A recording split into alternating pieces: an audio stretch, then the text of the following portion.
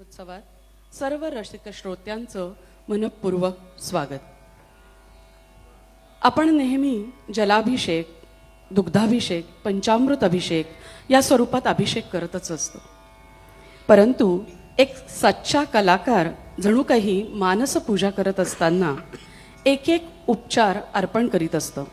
तसंच एक एक स्वर, एक एक आलाप, एक एक तान, एक एक राग हा असा एकाच पद्धतीत बंदिशी भक्तिपूर्ण रचना सादर करीत स्वरमयी अभिषेक करत असणारा एक सच्चा कलाकार असतो. आपण केलेल्या अभिषेकाचा लाभ फक्त आपल्याला होतो किंवा आपल्या कुटुंबापुरतं, क्षेमकल्याणापुरता आपण आपला अभिषेक सादर करत असतो. परंतु स्वराभिषेकाचं वैशिष्ट्य असं आहे की याचा अभिषेक करणाऱ्या कलाकारांना तर लाभ होतोच होतो, परंतु ऐकणाऱ्या प्रत्येक रसिक श्रोत्याला, अर्थातच आयोजकांसह मानवजातीला याचा लाभ होतो. ही स्वरस्पंदनं आसमंतातील प्रदूषित ध्वनीचा लय करून पवित्र आणि मंगलसुरांनी भारित वातावरण तयार करतं, जे प्रत्येक मनुष्यासाठी आरोग्यदायी आणि उपयुक्त ठरतं. आज मार्गशीर्ष चतुर्थी. खरं तर हा महिना दत्तोपासनेसाठी वैशिष्ट्यपूर्ण काळ. परंतु श्री दत्तात्रेयांचे जसे अनेक अवतारांविषयी आपल्याला माहिती मिळते, तशी श्री गणेशाचे मुद्गल पुराण किंवा गणेश पुराण यातल्या अवतारांव्यतिरिक्त इतर माहिती आपल्याकडे अत्यंत कमी प्रमाणात उपलब्ध आहे. असं ऐकिवात आपण फार क्वचित ऐकतो की काही मनुष्य रूपात जन्म घेतलेले अवतार जसे दत्तात्रेयांचे आहेत, तसे श्री गणेशाचे आपल्याला अगदी बोटावर नावं मोजता येतील अशी श्री दासगणू महाराज किंवा मोरया गोसावी यांसारखी काही नावं आपल्याला अलीकडच्या इतिहासात सापडतात. या विविध रूपांविषयी आज आपण थोडंसं जाणून घेणारच आहोत. परंतु यामध्ये केवळ पुराणातल्या रूपांपेक्षा, अवतारांपेक्षा प्रत्यक्ष 20व्या शतकात जे अवतार कार्य करत आले त्यांच्याविषयी थोडंसं जाणून घेणार आहोत. कसं असेल या श्री गणेश, विनायक, धूम्रवर्ण, वक्रतुंड, एकदंत, लंबोदर, विकट गजाननाचं रूप? ऋग्वेदातील श्री गणेश, गणपती, गणानाम गणपतीम हवामहे, तर त्याचं याज्ञवल्क्य स्मृतीतील विनायक रूप. देवी पुराण, स्कंद पुराण, बुद्धी पुराण, ब्रह्मवैत्य पुराण, पद्मपुराण, लिंग पुराण ह्या अनेक पुराणांमधले त्याचं वैविध्यपूर्ण रूप, त्याचं शिवपुराणातील तंत्र, महाभारत, मुद्गल आणि गणेश पुराण, कोणा द्रष्ट्या ऋषीमुनींना तो कसा दिसला असेल, त्याचं मंत्र, तंत्र, यंत्र स्वरूप कसं असेल, असे अनेक प्रश्न साहजिकच कुतूहल निर्माण करतात.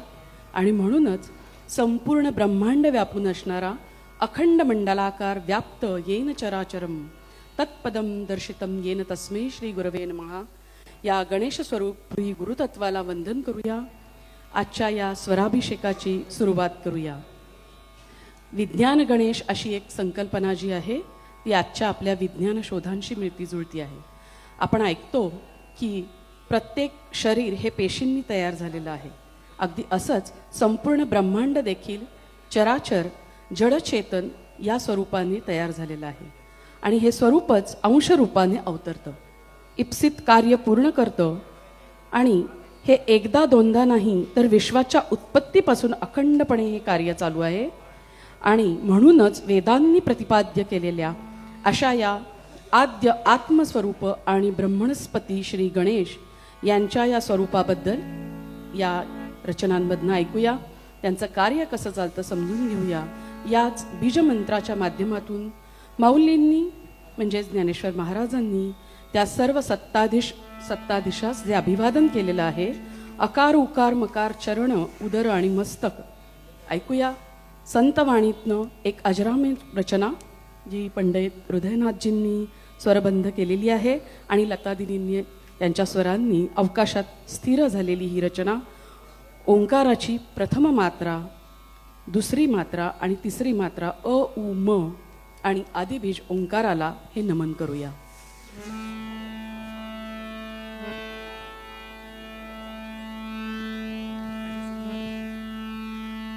आणि असं कोणताही महोत्सव असतो तेव्हा आपण आपल्या गुरुचं स्मरण केल्याशिवाय पुढे जात नाही. आज कृपाताईचे गुरु डॉक्टर सुनील काळे या ठिकाणी उपस्थित आहेत. त्यांचं या ठिकाणी मी सर्वांतर्फे मनपूर्वक स्वागत करते. श्री गणेश आणि श्री गुरु यांच्या अनुमतीनं याला सुरुवात करते. ओम नमोची आद्या याच रचनेला लागून मी माझ्या गुरूंचं डॉक्टर सुनील काळे यांचंच एक पद सादर करते.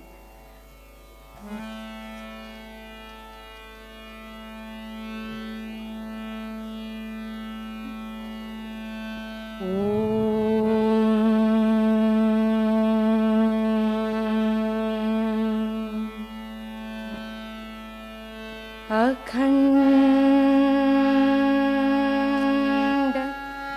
मंडलाकारं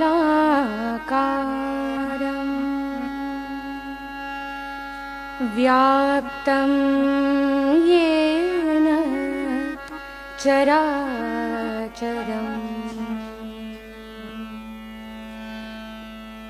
तत्पदं दर्शितं येन तस्मै श्री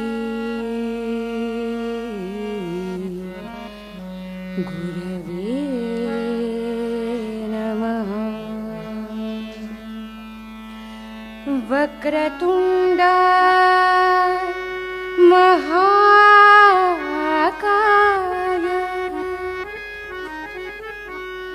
सूर्यकोटि समप्रभा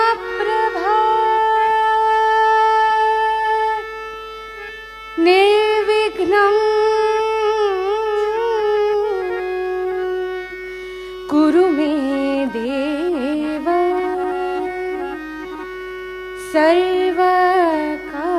सर्वकार्येषु सर्वदा.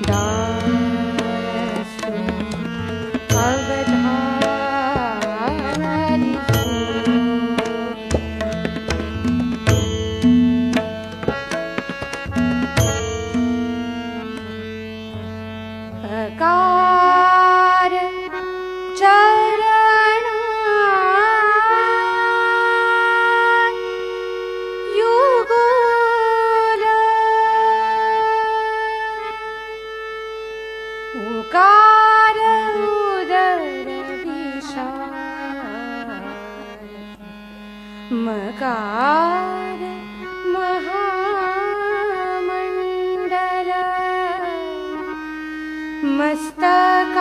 मस्तकाकारी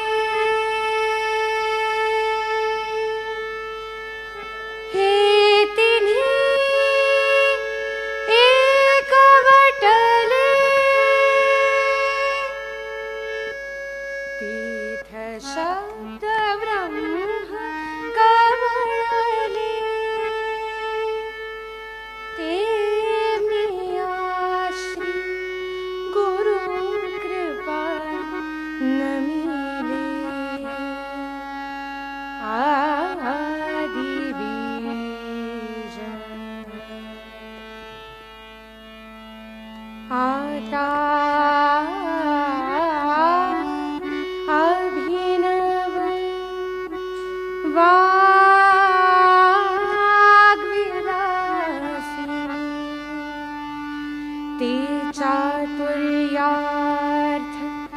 कला कामिनी ते श्री शारदा विश्वमोहिनी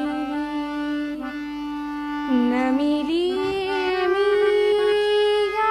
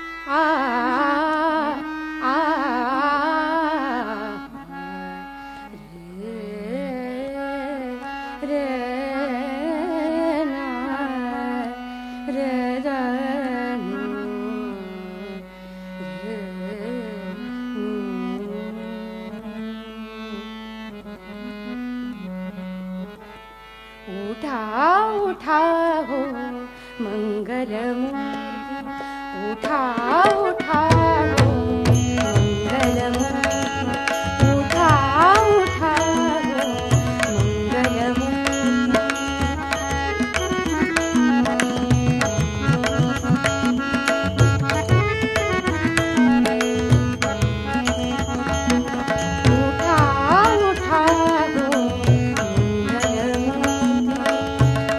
तो आम्ही तुझी आरती करीतो आम्ही तुझी आरती उठा उठा गो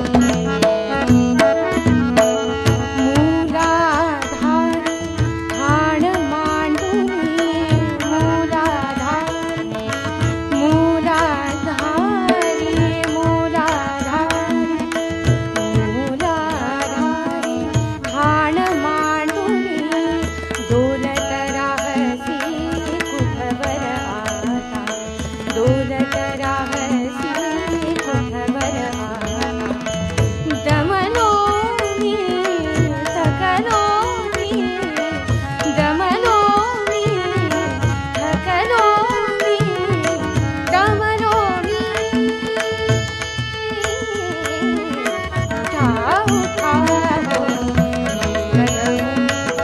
उठा उठा गो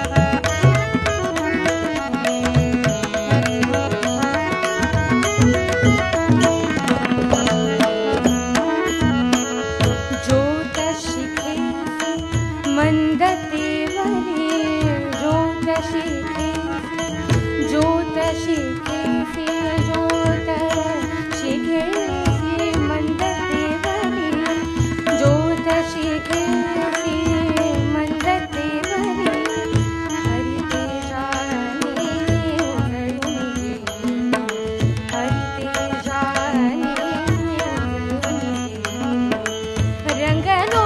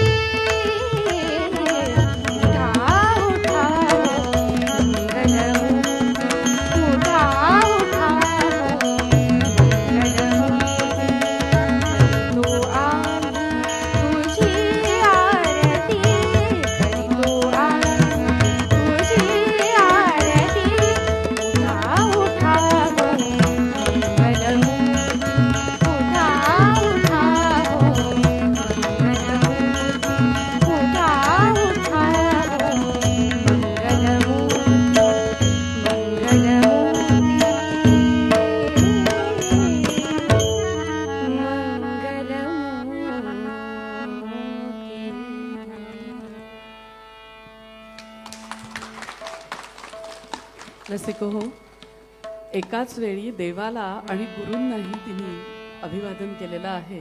कारण या दोघांशिवाय आपल्या जीवनात आपल्याला प्रगती करणं शक्य नसतं. देव ही कल्पनाच जेव्हा आपल्या अस्तित्वात आलेली आहे तेव्हा तो दिसतो. आपण जसं त्याला पाहतो त्याला निर्गुणातनं सगुणात आणावंसं मनुष्याला वाटलं आणि मनुष्यानी त्याला आपल्याप्रमाणेच प्रत्येक अवयव दिला आणि मग प्रत्यक्ष परमेश्वराला देखील असं वाटलं की आपण आता सगुण रूपात सादर व्हावं. आणि म्हणूनच त्यांनी विविध रूपांमध्ये अवतारांमध्ये असा जो मनुष्य जन्म दुर्लभ जो म्हणतो तो त्यांना देखील घ्यावासा वाटला आणि त्यात विविध क्रीडा कराव्याशा वाटल्या. खरं तर सगुण रूपात आल्यावर सगळंच सगुणाचं मग त्याला लागू होतं आणि म्हणूनच हे आत्ता जे पद सादर झालं. खरं तर तो अखंड जागा आहे, जागृत आहे, तोच आपल्याला जागृतावस्थेकडे नेतो. परंतु तो आपल्यासारखा आपल्याला जवळचा वाटावा म्हणून आपण त्याला उठा उठा हो मंगलमूर्ती म्हणून उठवलेलं आहे. यानंतर पुढचं अतिशय गाजलेलं जे नाटकामधलं एक नाट्यपद आहे.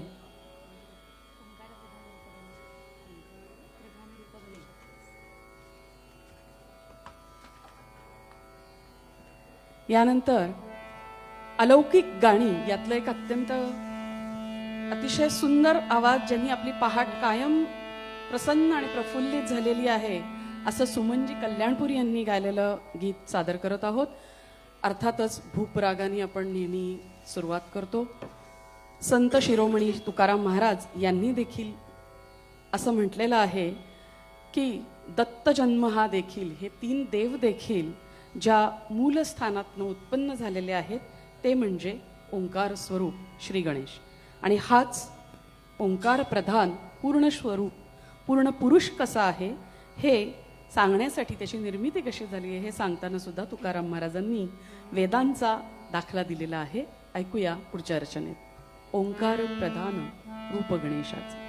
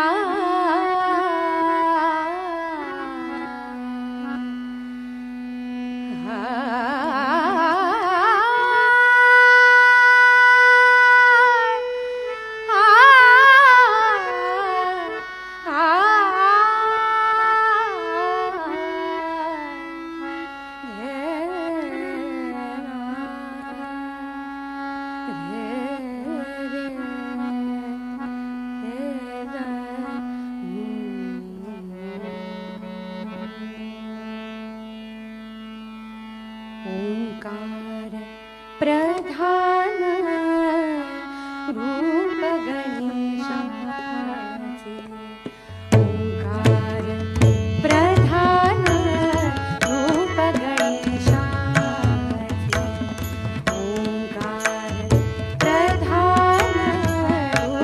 गणेशाचे. ओंकार प्रधान रूप गणेशाचे.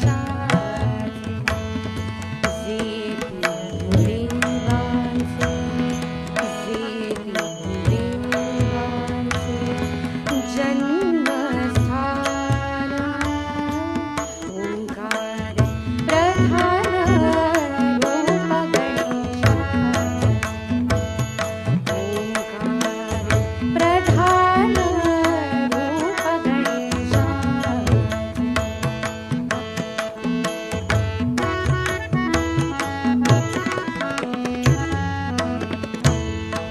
अकार तो ब्रह्मा, उकार तो विष्णू. अकार तो ब्रह्मा, उकार तो विष्णू. मकार महेश जाणी गेला. ओंकार प्रधान रूप गणेशाचे.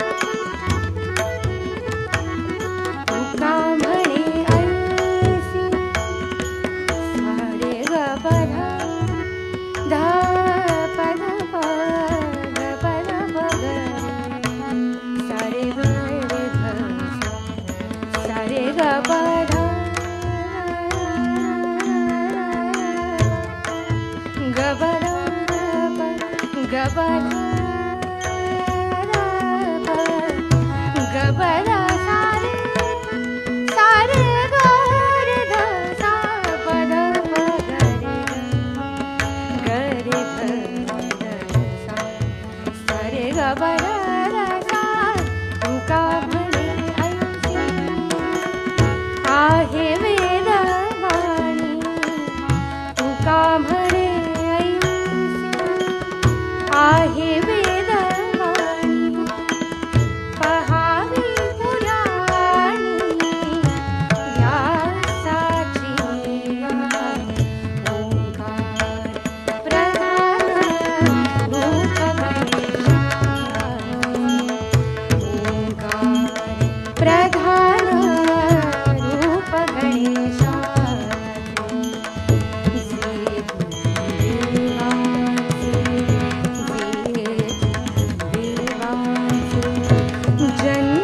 जन्मस्थान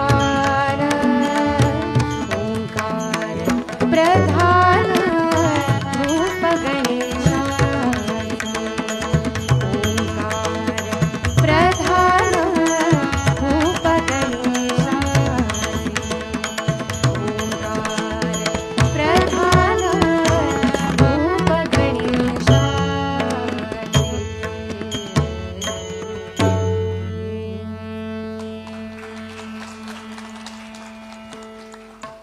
आपण अनेक कथा ऐकलेल्या आहेत गणेश जन्मांच्या. विविध पुराणांचा जो उल्लेख मी सुरुवातीला केला, खरं तर शिव आणि पार्वतीचा हा पुत्र, आपल्याला प्रश्न असा पडतो की त्याच्या ज्या विविध कथा आहेत त्या इतक्या विविधता आहे त्याच्यामध्ये की नक्की खरं काय असावं, कसं हे गणेशाचा जन्म झालेला असेल. खरं तर आपल्या या विश्वाची उत्पत्ती झाल्यानंतर हे विश्व चालवण्याचं, कारण निर्मिती करणं एक वेळ शक्य आहे, पण ते चालवणं, जसं आपण म्हणतो एखादी गोष्ट मिळाली तर ते मिळवणं सोपं आहे, पण ते जपणं फार अवघड असतं. त्यामुळे मला असं वाटतं की जेव्हा श्री गणेशाच्या निर्मितीची संकल्पना विश्व शक्तीच्या मनात निर्माण झाली असेल, तेव्हा या जगत चालकाचा हेतूच, निर्मितीचा हेतूच हा असणार आहे की हे जग कसं धर्म, अर्थ, काम, मोक्ष या मार्गावर कसं जास्तीत जास्त चांगल्या पद्धतीने जाऊ शकेल. आणि यासाठी गरज असते ती सिद्धतेची, आणि म्हणूनच गणेशाला सिद्ध गणेश असंही म्हणतात. ऐकूया पुढचं नाट्यगीत सादर करते. दार उघड बया दार या नाटकातलं श्री अशोकजी परांजपे लिखित, विश्वनाथ मोरे यांनी संगीत दिलेलं आणि मूळ सुप्रसिद्ध गायक, मूळ गीत जे आहे ते सुप्रसिद्ध गायक श्री रामदासजी कामत यांनी गायलेलं आहे. आज आपण ते कृपाच्या आवाजात ऐकूया.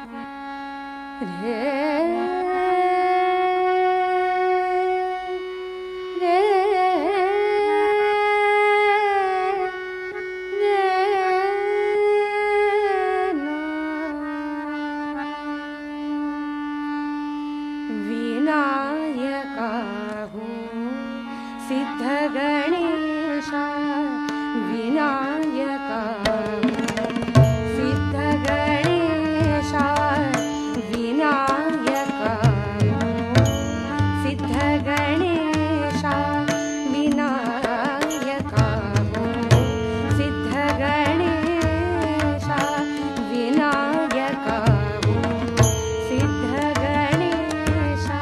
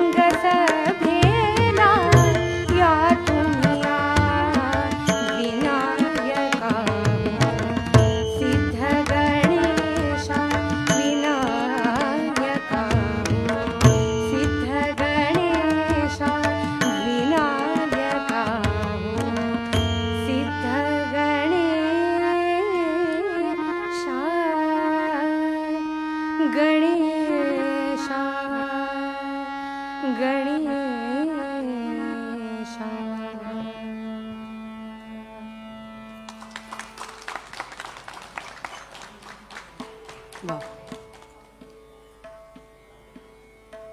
एखादी मंगलमय पहाट म्हणजे अजून काय असू शकतं. श्री गणेशाचं स्वरूपाचं वर्णन आणि त्याची अनेक अशी भक्तिगीतं आपण ऐकत कधी पहाट उगवते हे आपल्याला खरोखर समजत नाही. पण अशीच एक पहाट श्री क्षेत्र पारनेर येथे उगवली. कारण हा काळ होता इंग्रजांचा अत्यंत प्रभाव आपल्या संपूर्ण समाजावर होता आणि त्या इंग्रजी शिक्षणामुळे आपल्या वैदिक शिक्षणाकडे गुरुकुल पद्धतीकडे अत्यंत दुर्लक्ष होऊ लागलं. कारण इंग्रजी शिक्षणाशिवाय पर्याय नाही असं वाटायला लागलं. आणि त्या काळामध्ये ही वेदविद्या जपून ठेवणं असं काम काही वेदविद्या पठण करणारे अनेक त्यावेळचे जे ज्यांना आपण नुकतंच ज्यांचं नाव ऐकलं ते रेखे, देवव्रत रेखे अशी जी घराणी असतात त्यांनी ते जपलेलं. अशा ठिकाणी 16 जुलै 1916 रोजी पहा, जो सुरुवातीला मी उल्लेख केला की गणेशाच्याच रूपातनं दत्ततत्व आलेलं आहे. तर ह्या गणेशाच्या गुरुपौर्णिमेचा जो दिवस आहे या दिवशी त्यांचा जन्म झालेला आहे. आणि हा जन्म कशासाठी होतोय, एखाद्या कुलामध्ये एखादं असा अवतार कार्य का होतं, तर आपला जो हा काही समाजाला एक ग्लानी आलेली होती आणि जिथे जिथे धर्माला ग्लानी येते असं जिथे श्रीकृष्णांनी जसं म्हटलेलं आहे तसंच या ठिकाणी ही जी ग्लानी आलेली होती ही दूर करण्यासाठी आणि आजच्या माणसाला शाश्वततेचा मार्ग दाखवण्यासाठी या अवताराचा जन्म झालेला आहे. आणि ओंकार अनादि अनंत कसा आहे हे याप्रमाणे तर याप्रमाणे हा जन्म पुढे जातोय. आणि या जन्माचं सार्थक प्रत्येक मनुष्याचं व्हावं, पण हे जगावं कसं हे सांगणारं शिकवणारं गुरुतत्व आपल्याजवळ असावं. आणि म्हणूनच या घराण्यात डॉक्टर रामचंद्र प्रल्हाद पारनेरकर यांचा जन्म झाला आणि त्यांनी पूर्णवाद तत्वज्ञानाची निर्मिती केली.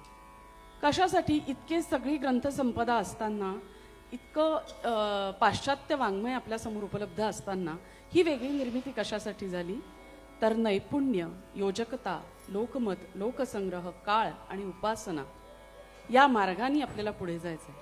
बहुतेक वेळा सगळेजण भक्ती मार्गाकडे वळतात, पण भक्ती मार्ग हा आजच्या काळात तुम्ही आम्ही किती वेळ भक्तीत राहू शकतो, कदाचित वेळ भरपूर आहे आपल्याकडे, पण भक्तीत रममाण होण्याची वृत्ती आपल्यात आहे का, आणि हे त्यांनी ओळखलं. आणि सामान्य माणसासाठी उपासनेचा मंत्र त्यांनी दिला. हा कसा असतो ते पुढे आपण ऐकूया. तत्पूर्वी वाजत मृदुंग टाळ वीणा यांनी आपण या पुढच्या शांताराम नांदगावकर यांचं हे गीत नंदू होनप यांनी संगीत दिलेलं, अजित कडकडे या सुप्रसिद्ध गायकांनी गायलेलं हे गीत कृपाच्या आवाजात ऐकूया.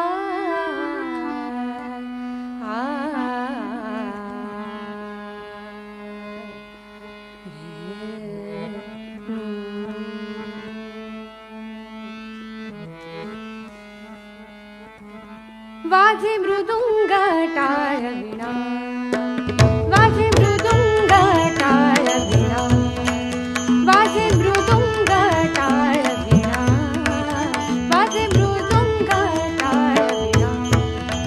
हिरे नाचत गौरी गणा, हिरे नाचत गौरी गणा. वाजे मृदुंग टाळ वीणा, नाचे मृदुंग टाळ वीणा.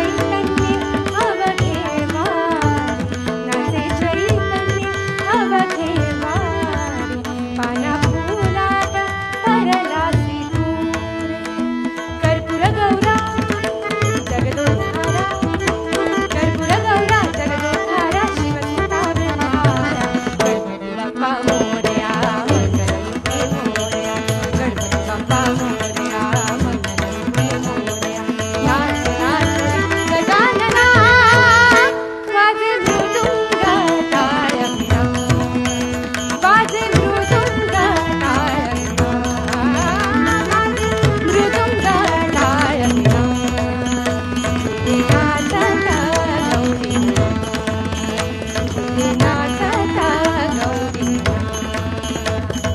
गणपती बाप्पा मोरया मंगलमूर्ती मोरया गणपती बाप्पा मोरया गणपती बाप्पा मोरया मंगलमूर्ती मोरया गणपती बाप्पा मोरया मंगलमूर्ती मोरया गणपती बाप्पा मोरया मंगलमूर्ती मोरया गणपती बाप्पा मोरया मंगलमूर्ती मोरया गणपती बाप्पा मोरया मंगलमूर्ती मोरया गणपती बाप्पा मोरया मंगलमूर्ती मोरया गणपती बाप्पा मोरया मंगलमूर्ती मोरया गणपती बाप्पा मोरया मंगलमूर्ती मोरया गणपती बाप्पा मोरया मंगलमूर्ती मोरया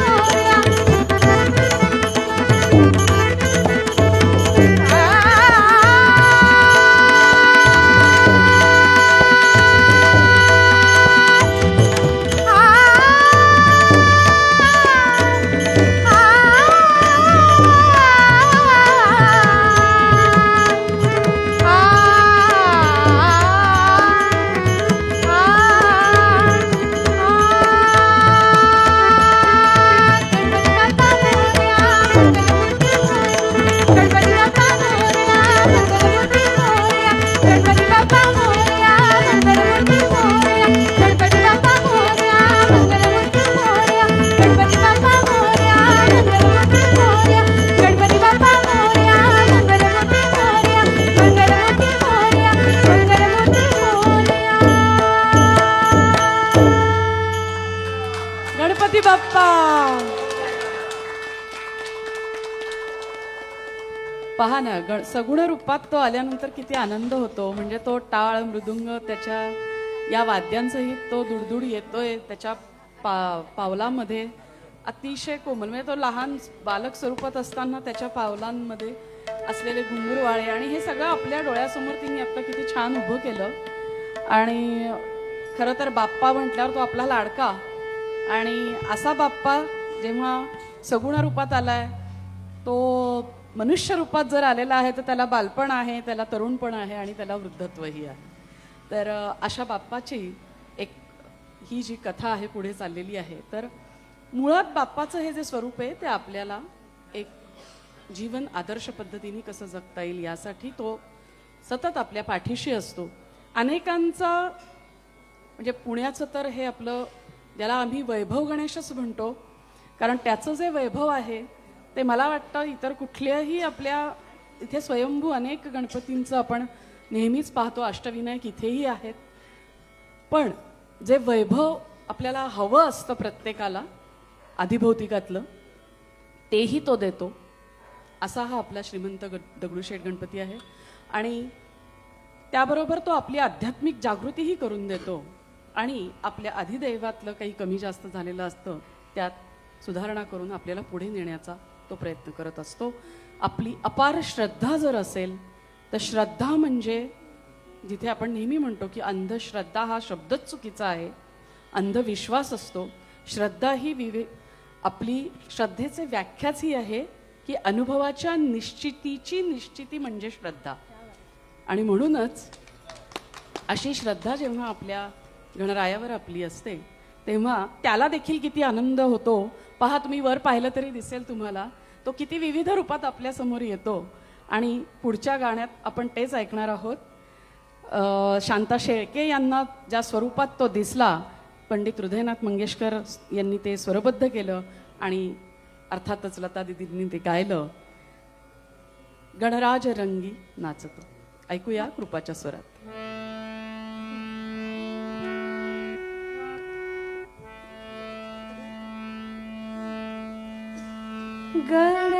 गणराज रंगी नाचतो नाचतो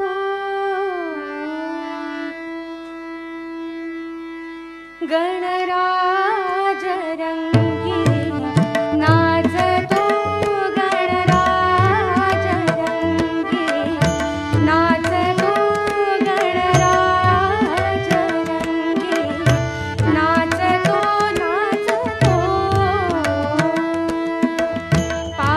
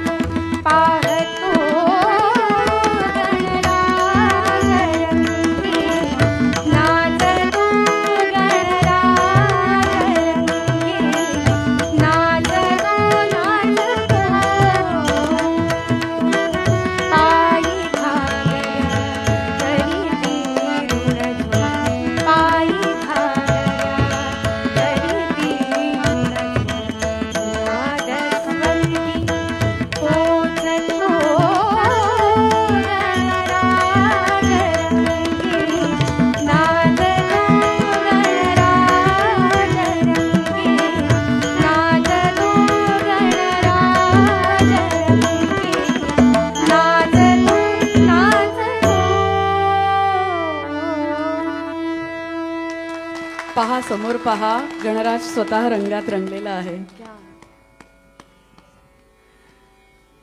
बाबा अशा हा गणेश जेव्हा सगुण रूपात आला असं मी म्हटलं मगाशी, तो गणेश हा गणेश स्वरूपात आला. खरं तर असे जेव्हा अवतार कार्य करण्यासाठी जन्म होतात तेव्हा प्रत्यक्ष ती देवताच त्यांना सहाय्यभूत होत असते. आणि जवळजवळ वयाच्या 3 वर्षापासून एका मूर्तीचं ध्यान करत करत हा छोटासा रामचंद्र मोठा होत गेला. तो तरुणपणात आला आणि तिथपर्यंत वैदिक घराण्यामुळेच त्याच्याकडे पाश्चात्य आणि पौर्वात्य ह्या दोन्ही विषयांचा अभ्यास तो करत आला. आणि तिथे त्याला अनेक प्रश्न पडले होते. त्यातला आपल्या सगळ्यांना पडणारा नेहमीचा प्रश्न कोअहम, किंवा या विश्वाची उत्पत्ती झालीच कशी. मग त्यांनी अभ्यास केला की विश्वोत्पत्ती झाली कशी, आणि त्याच्यावर एक प्रबंध सादर करून, म्हणजे माकडापासून मनुष्याचा जन्म झालेला नसून मनुष्यही एक विशिष्ट प्रजाती प्रत्यक्ष परमेश्वराची निर्मिती आहे हे त्यांनी सिद्ध केलं आणि बर्लिन विद्यापीठाला जर्मनीला पाठवलं. अर्थातच त्याच्यावर पुढे त्या काळात काही होऊ शकलं नाही. परंतु पुन्हा गणेशाचा निर्गुण साक्षात्कारानंतर प्रत्यक्ष सगुण साक्षात्कार त्यांना झाला. वयाच्या 25शीत हा साक्षात्कार झाला. आणि मग त्यांनी सामान्य माणसाच्या कळवळ्यांनी, खरं तर अवतार कार्य जेव्हा येतं त्यांना साक्षात्कार होतात तेव्हा ही मंडळी समाजाकडे वळत नाहीत. ती पुन्हा एकदा आपल्या मूळ स्वरूपाकडे जाण्यासाठी अधिक उत्सुक असतात. परंतु जेव्हा जे मगाशी मी म्हटलं की गुरुपौर्णिमेचा जन्म म्हटल्यावर गुरुत्व आलंच, त्यामुळे ते गुरुत्व स्वीकारण्याची प्रत्यक्ष गणेशांनी त्यांना जेव्हा आज्ञा केली तेव्हा बघा एक असा संवाद चाललाय तुमचा माझा, जसा चाललाय तसा प्रत्यक्ष गणेशासमोर संवाद चालू आहे की तू गुरुपद स्वीकार. आणि तिथे देवाला देखील अट घालणारा हा गणेश स्वरूपच असल्यामुळे तो स्वतःलाच अट घालत होता की आताचा येणारा काळ जो आहे तो अत्यंत धक्काधक्कीचा असणार आहे.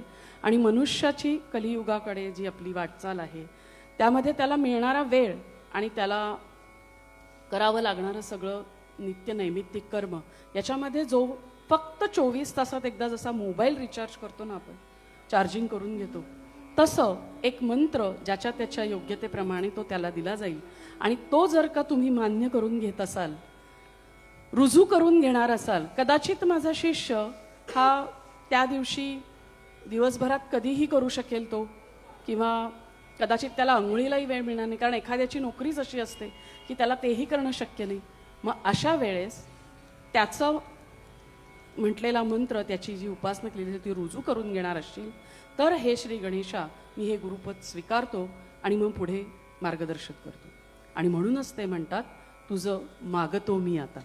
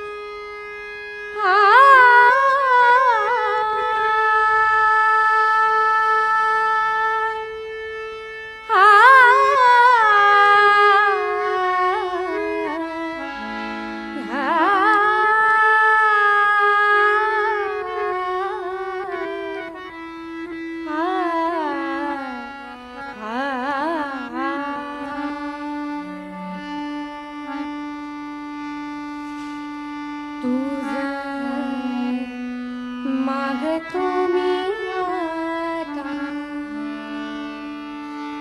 मागतो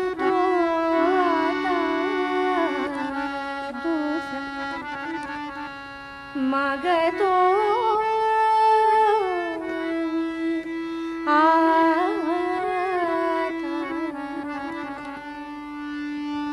तुझा, मागतो आता तुझं, मागतो मी आता, मागतो आता तुझं, मागतो मी आता, मागतो आता तुझं, मागतो मी आता.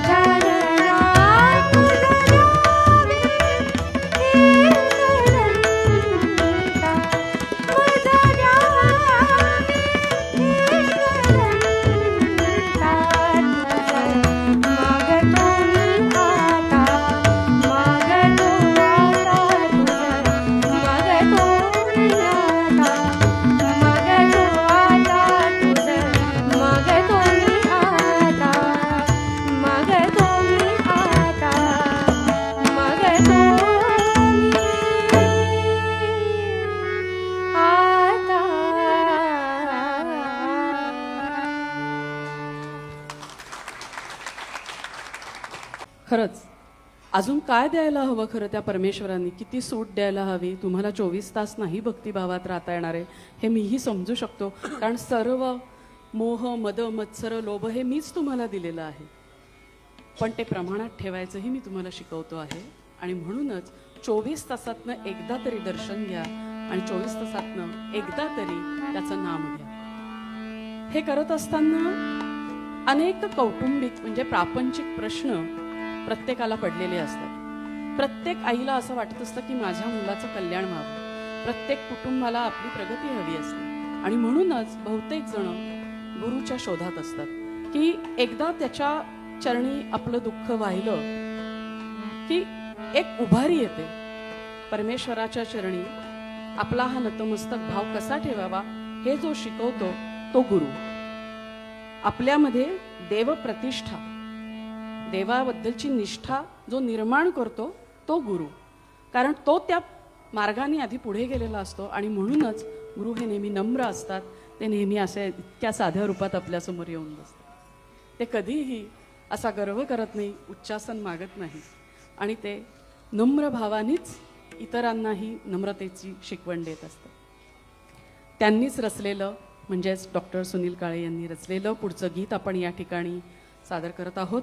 आज किती सुंदर, म्हणजे एरवी आपण फळांची आरास बघतो, आज आपण इथे जणू काही शाकंभरी पौर्णिमा असल्यासारखी सर्व शाखा या ठिकाणी बघतो आहोत.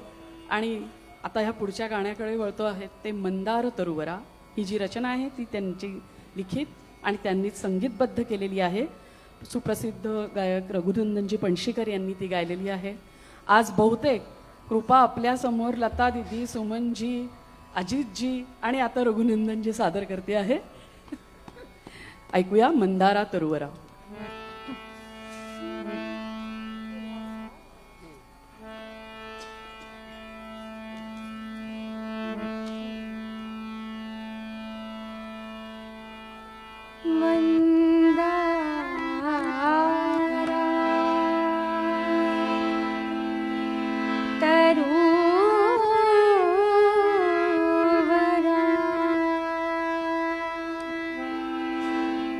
मज संगी तू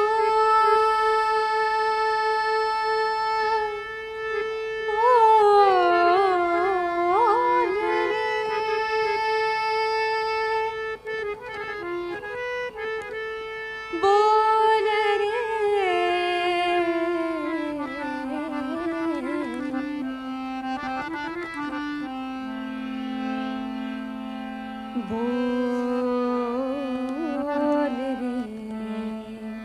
बोल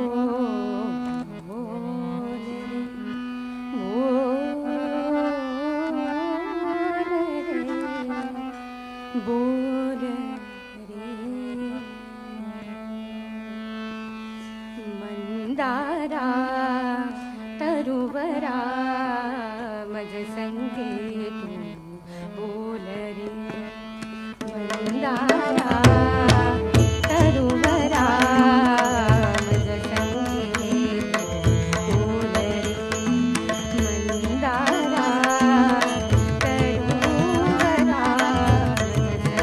मज संगे तू बोल रे मंदारा Oh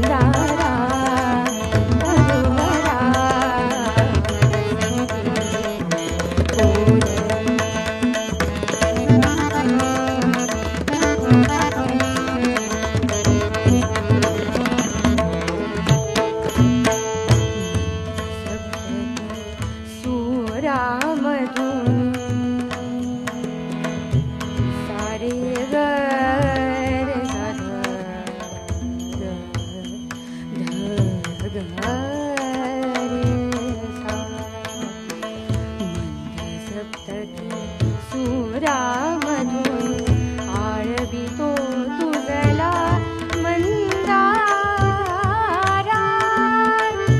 मंदारा मंदारा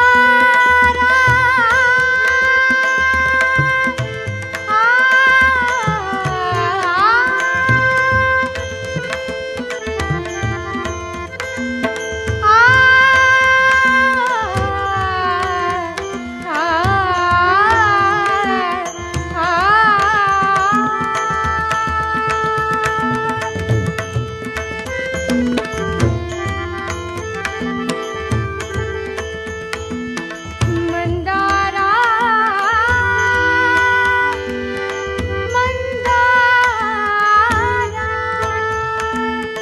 धाव धाव रे दार उघड रे धाव धाव रे दार उघड रे धाव धाव रे दार उघड रे धाव धाव रे दार उघड रे मंदारा धाव धाव रे दार उघड रे धाव धाव रे दार उघड रे मंदारा तरुवरा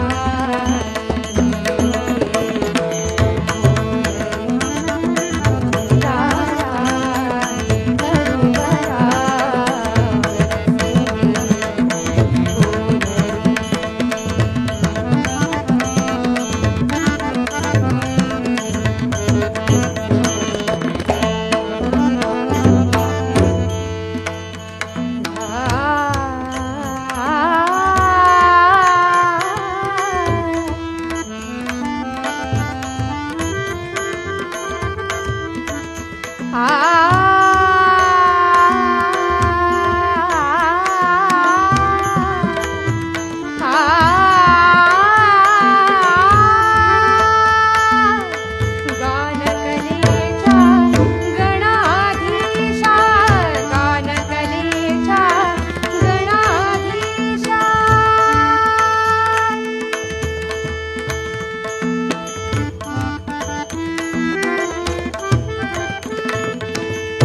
गणाधीशा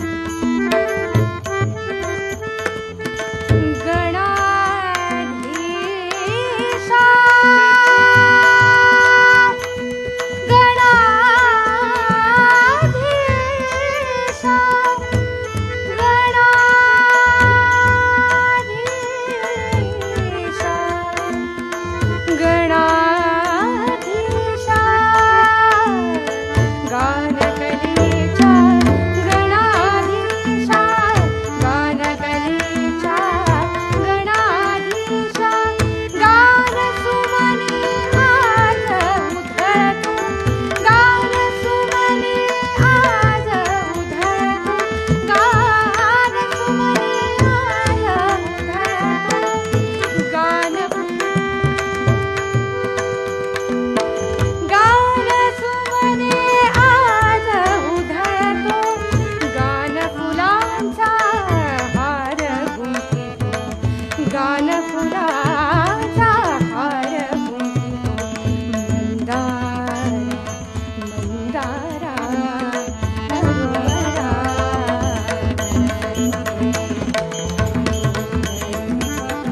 मंदारा तरुवरा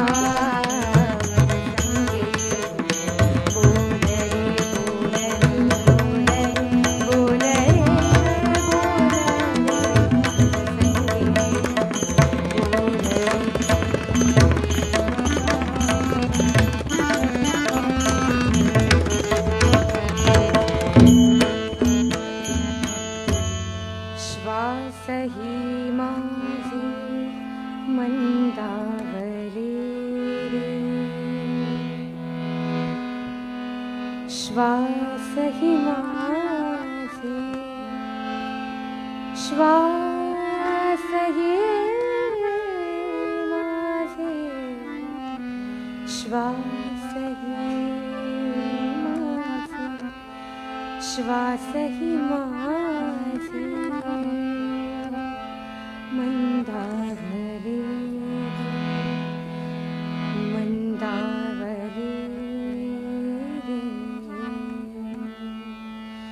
श्वास हि माझे मंदावले श्वास हि माझे मंदावले तव ज्योती सम स्थिरावले परब्रह्माला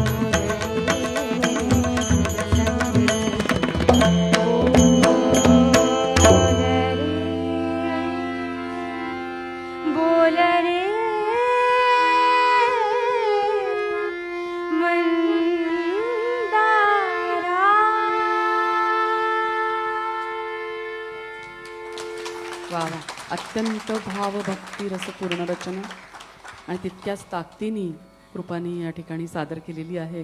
तिच्या गुरूंच्या चेहऱ्यावरचे भावच सर्व सांगत होते. आपण शेवटच्या रचनेकडे वळतो आहोत आणि या रचनेकडे वळण्यापूर्वी परिचयात अधिक वेळ न जावा म्हणून 3ला बरोबर आपण कार्यक्रम सुरू केला. परंतु हे सुंदर सादरीकरण इतकं ज्यांच्या साथीने झालेलं आहे त्या सर्वांचा या ठिकाणी मी परिचय करून देते. या ठिकाणी सुरांची दृष्टी ज्याला लाभलेली आहे स्वरमंजुषेवर मयुरेश गाडगीळ, तालांशी लिलेया खेळणारे तबल्यावर श्रीपाद शिरवळकर आणि मृदुंगावर प्रणय सकपाळ, साथीला स्वर्णिमा कुलकर्णी आणि अत्यंत संयत अशी माऊलींची आठवण करून देणारी टाळावरची संगत जिनी केलेली आहे भाग्यश्री नाईक. आणि नुसतंच नाही मी एवढं म्हणणार, या व्यतिरिक्त जसे हे सद्गुरू आहेत तशी पहिली गुरु भाग्यश्रीताई. आणि जिने इतकं सुंदर निवेदन केलं आणि पूर्ण या कार्यक्रमाची मेख बांधली सुंदर, अशी माझी ताईच आहे. पण ती अतिशय दिग्गज लोकांबरोबर तिने निवेदन आजपर्यंत केलेलं आहे, मोठमोठ्या उत्सवांमध्ये केलं आहे, अशी शुभदा बर्वे.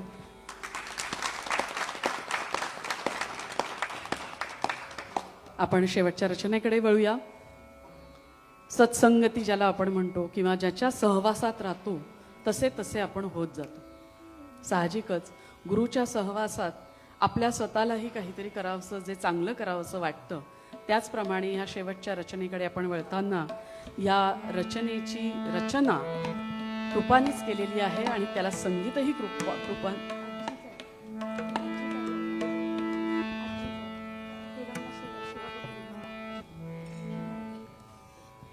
थोडासा बदल करतो आहोत आणि शेवटच्या रचनेबद्दल सांगून ही रचना सादर करते आहे.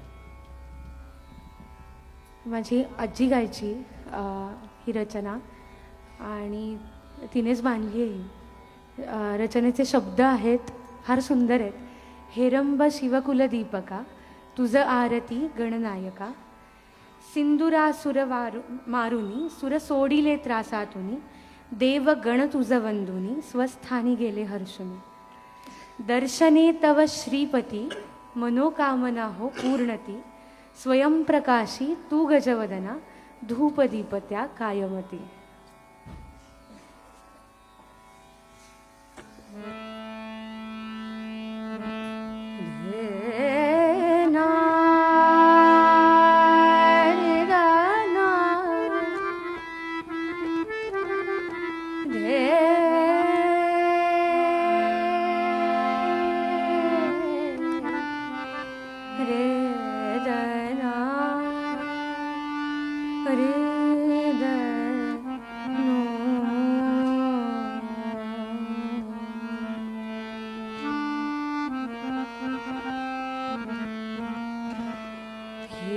हेरंब शिवकुलदीपका तुझ आरती गणनायका, हेरंब शिवकुलदीपका तुझ आरती गणनायका, हेरंब शिवकुलदीपका तुझ आरती गणनायका.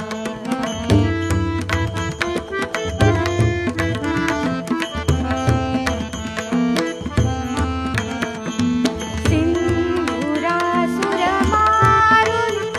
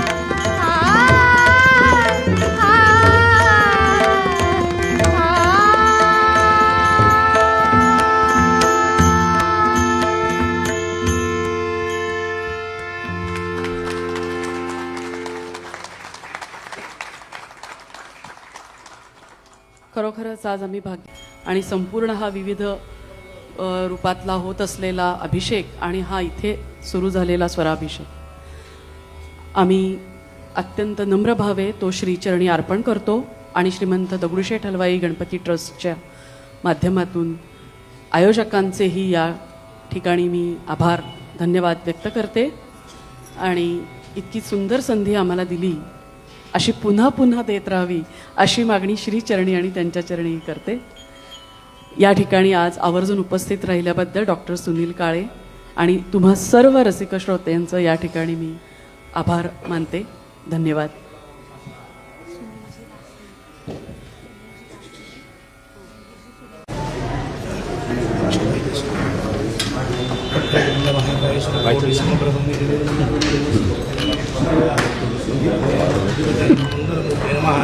नाव गोत्राचा उच्चार करा. सिद्धिबुद्धी सहित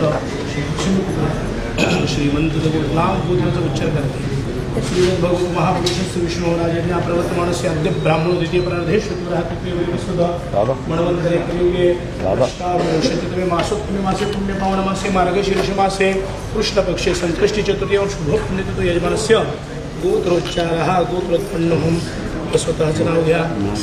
म्हणा मम आत्मनः स्मृती श्रुती पुराणोक्त शास्त्रोक्त पुण्यफल प्राप्त्यर्जन विघ्नहर्ता सिद्धिबुद्धी लक्षलाभ सहित श्रीमंत दगडूशेठ महागणपती देवता अखंडित कृपा आशीर्वाद प्राप्त्यर्थं सकल गानसेवा कार्य निर्विघ्नता सिद्ध्यर्थम इच्छित मनोरथ आपली जी नवीन संकल्प आहे इच्छा आहे ती गणपती बाप्पाला सांगा. स्वस्ती श्री गणनायक अंगजमुखम मोरेश्वरं सिद्धिदं बल्लाळो मुरुडं विनायकमहं चिंतामणी स्थेवरं लेण्याद्रो गिरिजात्मकं सुवरदं विघ्नेश्वरं ओझरे ग्रामो रानन संस्थितो गणपती कुर्वन्तु भो मंगलौ. मंगलमूर्ती प्रसिद्ध 8 गणपती या पुण्यभूमीवरे कसबा गुपचुप माती मोदीच म्हणया च्या दर्शना जाऊया. सारस बाग तळ्यातला गणपती त्याच्या पुढे दशभुजा 8वा श्रीमंत दगडूशेठ गणपती कार्यास बोलावूया. मंगलमूर्ती गणपती बाप्पा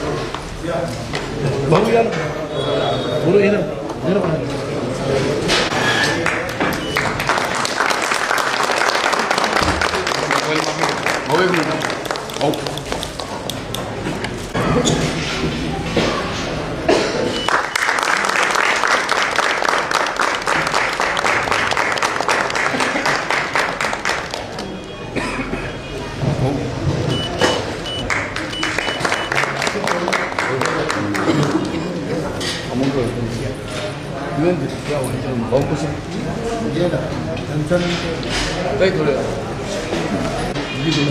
2 मिनटं परत पुढच्या तुझं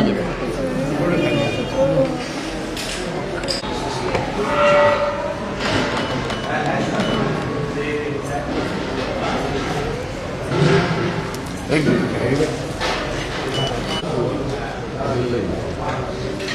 आमच्या गाई घ्यायचा साऊंडवाला आहे